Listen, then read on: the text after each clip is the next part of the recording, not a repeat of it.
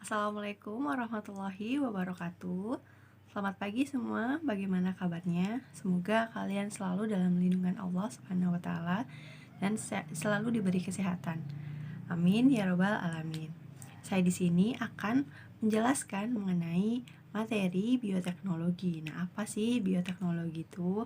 Nah, bioteknologi berasal dari dua kata, yaitu bio yang artinya makhluk hidup dan teknologi. Nah, jadi secara keseluruhan bioteknologi merupakan cabang ilmu yang mempelajari pemanfaatan makhluk hidup dalam proses memproduksi barang atau jasa. Dan mengapa sih kita harus belajar bioteknologi? Karena bioteknologi ini dirancang dan dikembangkan untuk membantu mempermudah kehidupan manusia. Karena banyak sekali keuntungan ketika kita mempelajari apa itu bioteknologi. Sejarah bioteknologi. Nah, bioteknologi ini ditemukan pada tahun 1860 oleh Bapak Johann Mendel. Nah, percobaan kacang air cheese dan persilangan beberapa generasi dan mendapatkan sifat turunan yang diturunkan nanti serta sifat gen dominan dan resesif. Kemudian pada tahun 1942, ilmuwan Inggris yang bernama Alexander Fleming melaporkan bahwa ada zat yang dihasilkan oleh jamur Penicillium notatum yang diberi nama penisilin yang mampu membunuh bakteri penyebab penyakit. Dan pada tahun 1953, Watson dan Crick dia menemukan struktur DNA. Nah, berdasarkan perkembangannya, bioteknologi dibagi menjadi dua, yaitu bioteknologi konvensional dan bioteknologi modern. Kita bahas satu persatu terlebih dahulu. Kita bahas bioteknologi konvensional. Bioteknologi konvensional ini secara sederhana dikenal oleh manusia ribuan tahun yang lalu. Nah, teknologi pangan salah satunya yaitu pembuatan bir, roti maupun keju yang sudah dikenal sejak abad ke-19. Dalam bidang medis, penerapan bioteknologi pada masa lalu dibuktikan antara lain dengan penemuan vaksin, antibiotik, dan insulin, walaupun jumlahnya masih sedikit dan terbatas karena akibat proses fermentasi yang tidak sempurna.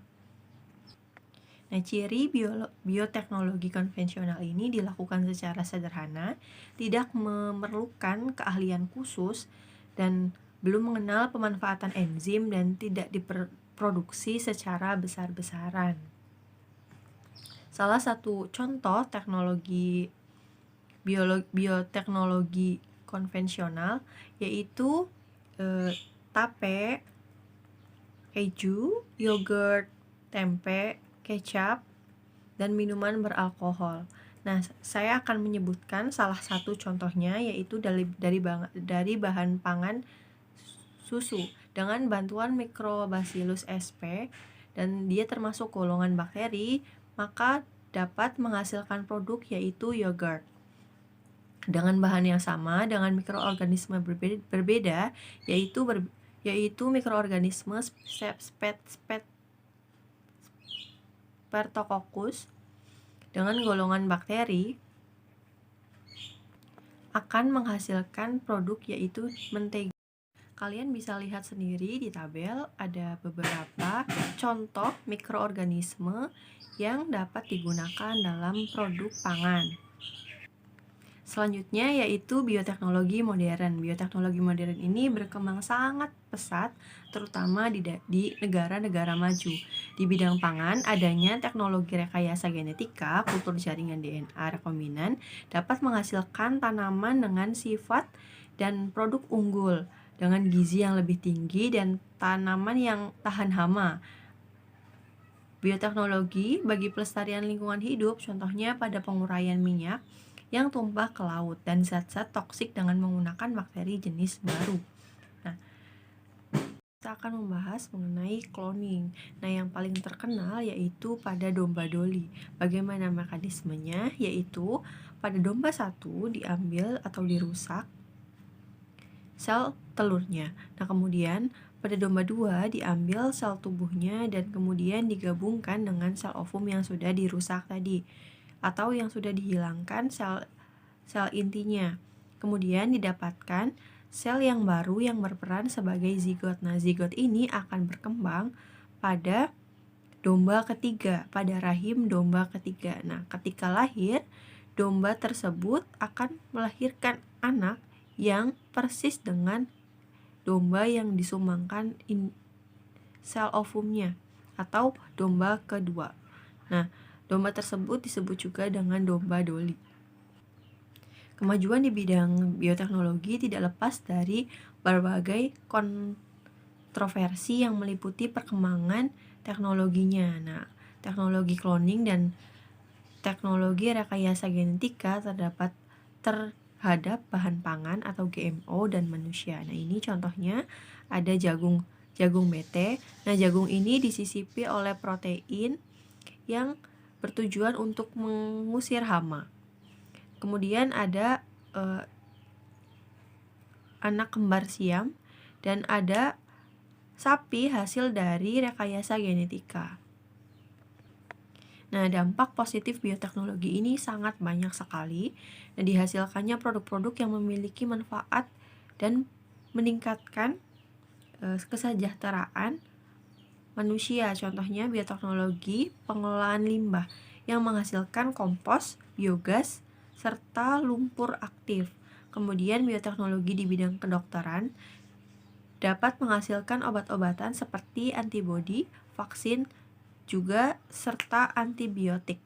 Kemudian bioteknologi dapat meningkatkan variasi serta hasil pertanian melalui kultur jaringan, fiksasi nitrogen, pengendalian hama, serta pemberian hormon tumbuhan. Dan bioteknologi dapat menghasilkan bahan bakar dengan mengolah biomasa menjadi etanol cair, serta juga metana gas. Nah, kemudian bioteknologi di bidang industri dapat menghasilkan makanan serta minuman yang banyak sekali, contohnya brem, mentega, roti, kecap, nata de coco, yogurt, bir, serta anggur, dan lain-lain. Dampak negatif bioteknologi. Yang pertama, menimbulkan penyakit pada manusia. Kemudian, menimbulkan reaksi energi, dan timbulnya energi ini disebabkan karena mengkonsumsi produk dari transgenik yang mengancam kelestarian alam. Jagung hasil rekayasa genetika dapat membunuh ulat yang tidak berbahaya. Dan rekayasa genetika dapat menghasilkan gulma-gulma super. Tanaman genetika dapat membahayakan burung yang memakannya dan menjadi salah satu penyebab kepunahan, yakni sebagian plasma nutfah yang asli disebabkan karena dikembangkannya produk rekayasa genetika dan berpotensi digunakan, yakni sebagai perang atau kombinasi gen baru hanya untuk kepentingan perang atau senjata biologis serta senjata kimia. Nah, sekian pemaparan materi yang telah saya berikan. Kurang dan lebihnya mohon maaf. Wabillahi taufik walhidayah. Wassalamualaikum warahmatullahi wabarakatuh.